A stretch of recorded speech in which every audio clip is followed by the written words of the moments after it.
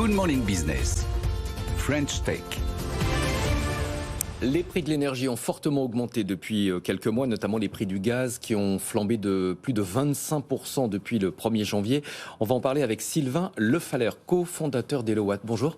Bonjour. Merci d'être avec nous. HelloWatt, c'est une plateforme lancée en 2017 qui permet aux particuliers de réduire leur facture d'énergie en détectant une éventuelle surconsommation. Comment ça fonctionne ? Tout à fait. Alors en fait, on propose un ensemble de services pour maîtriser justement sa facture et sa consommation d'énergie et aussi avoir un impact positif sur l'environnement. Et cela, on le fait de trois façons. Il y en a une première qui est de comparer les prix et la provenance de l'énergie. Une seconde façon qui va être de maîtriser sa consommation. Donc là, on va parler d'isolation ou d'amélioration de son système de chauffage. Et enfin, la troisième solution, c'est de devenir son propre producteur avec de l'installation de panneaux solaires en autoconsommation. En ce qui concerne la consommation, on a parfois des surprises. Il y a des postes insoupçonnés, j'allais dire, qui consomment beaucoup d'énergie dans un logement. Tout à fait. Alors, on a parfois des surprises aussi, tout simplement parce qu'il y a des aléas climatiques ou des aléas sur la consommation. Aujourd'hui, avec les données des compteurs communicants Linky ou Gaspard, on peut voir assez directement sa consommation. Si ensuite on s'intéresse à justement qu'est-ce qui consomme chez nous, ce qui est parfois une question sur laquelle on n'a pas tout à fait les bonnes réponses. En gros, le principal poste de la consommation sur une maison classique standard, ça va être le chauffage, qui fait plus de la moitié de la consommation. Ensuite, on va avoir l'eau chaude, puis la cuisson et l'usage spécifique de l'électricité. Alors, pour réduire ses factures, il existe plusieurs leviers. On peut réduire sa consommation, mais on peut aussi, vous en avez parlé, comparer les offres. Oui, tout à fait. Alors, il y a de gros écarts entre les fournisseurs ? Alors, il y a certains écarts. Effectivement, on ne va pas avoir des réductions de l'ordre de 50% ou autre. Ce qu'on peut voir, c'est souvent des réductions qui vont être de moins 5, moins 10 ou moins 15% sur le prix du kilowattheure hors taxe. Donc ensuite, il faut ajouter l'abonnement pour avoir la réduction effective. Donc justement, que sur un comparateur comme celui d'HelloWatt, on peut avoir le vrai prix qu'on va payer chez l'ensemble des fournisseurs du marché et ainsi choisir son fournisseur. Donc oui, il y a des réductions qui sont intéressantes. Il y a des offres à prix fixe. Qui permettent de bloquer la hausse et d'être protégé contre des hausses futures.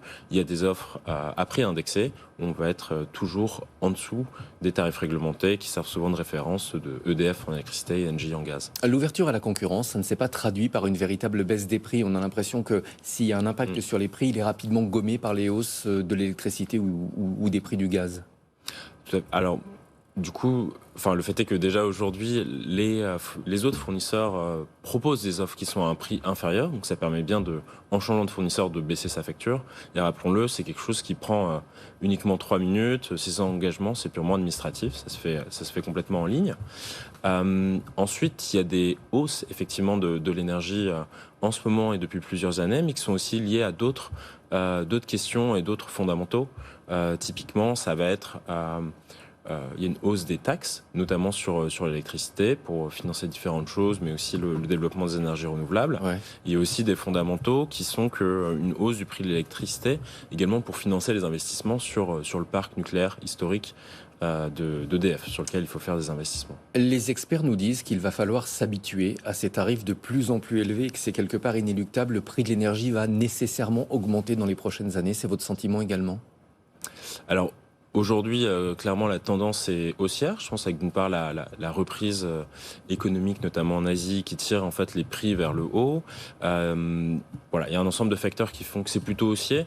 Ensuite, je pense qu'il faut être un peu prudent. On a eu des évolutions dans les deux sens. Typiquement, les prix ont baissé durant la crise du Covid, bien entendu, parce que la demande était plus faible. Donc je pense qu'il faut être un peu humble vis-à-vis de ces prix de l'énergie qui, effectivement, obéissent à des fondamentaux de marché qui font qu'il y a des évolutions importantes. Et aujourd'hui, effectivement, la tendance est haussière sur les fondamentaux qu'on vient de voir. Alors justement, la fin des tarifs réglementés qui est programmée, qu'est-ce que ça va changer ? Est-ce qu'on va être plus exposé aux fluctuations naturelles du marché, c'est-à-dire en fonction de l'offre et de la demande ? Alors en fait, pour ce qui est donc on parle de la fin des tarifs réglementés en gaz, qui vont être maintenus en électricité. En fait, en gaz, on vient de voir, là, en l'espace de 2 mois, le tarif a augmenté de 15%, ce qui est une hausse très, très significative. Et de plus de 25% depuis le début de l'année. Voilà, tout à fait. Et du coup, en fait, on y est déjà exposé. Donc ça ne change pas. Après, ce qui change, c'est qu'effectivement, les particuliers, du coup, choisissent de plus en plus leur fournisseur d'énergie.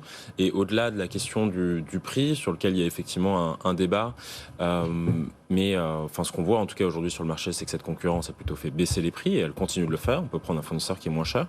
Mais ce qu'elle permet aussi, c'est une certaine forme d'innovation, puisqu'on parle du prix là, mais il y a aussi un ensemble de solutions qui permettent de maîtriser sa consommation, qui vont permettre de réduire sa consommation d'énergie.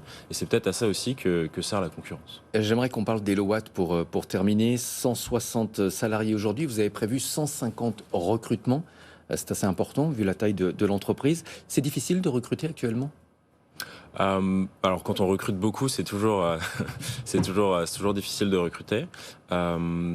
Mais aujourd'hui, on a aussi pas mal de candidatures sur nos offres. Hein. Je pense que tout simplement la démarche qu'on a et la mission de l'entreprise est aussi intéressante et attractive pour les personnes qui souhaitent nous rejoindre, hein, puisque la mission de la boîte, c'est justement de permettre aux particuliers de, certes, maîtriser leur consommation et leur facture d'énergie, mais aussi de faire la transition énergétique de leur logement.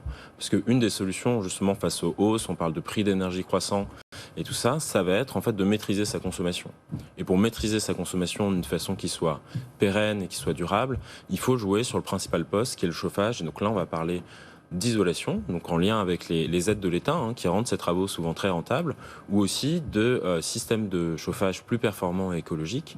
Et aujourd'hui, il y a une réaffectation des aides, un petit peu, une réallocation depuis le 1er juillet. Ouais, et en fait, il y a DPE. beaucoup d'aides aujourd'hui sur ce qui va être les pompes à chaleur ou les chaudières biomasse, et qui permettent de réduire sensiblement la facture et aussi d'avoir un impact très positif sur ces émissions de carbone.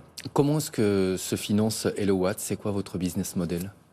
Alors du coup, donc Elowatt, c'est gratuit pour les particuliers. Donc en fait, c'est quand un consommateur va passer par nous pour prendre un des services qu'on propose, choisir un fournisseur d'énergie ou installer des panneaux solaires en autoconsommation. Ça va être le fournisseur d'énergie ou l'installateur de panneaux solaires partenaire qui va nous verser une petite commission pour le fait de lui avoir importé un client, d'avoir mis en place le contrat. Mais ça n'influe pas sur les comparatifs que vous faites ? Non, puisqu'on compare tous les fournisseurs d'énergie, que c'est le particulier qui, sur la plateforme, choisit le fournisseur qui lui convient selon des critères de prix, de qualité du fournisseur ou de provenance de l'énergie. On a de plus en plus de personnes qui prennent de l'électricité verte. Tout à fait. Merci beaucoup, Sylvain Lefaller, cofondateur d'Elowatt, donc pour vous aider à réduire votre facture d'énergie.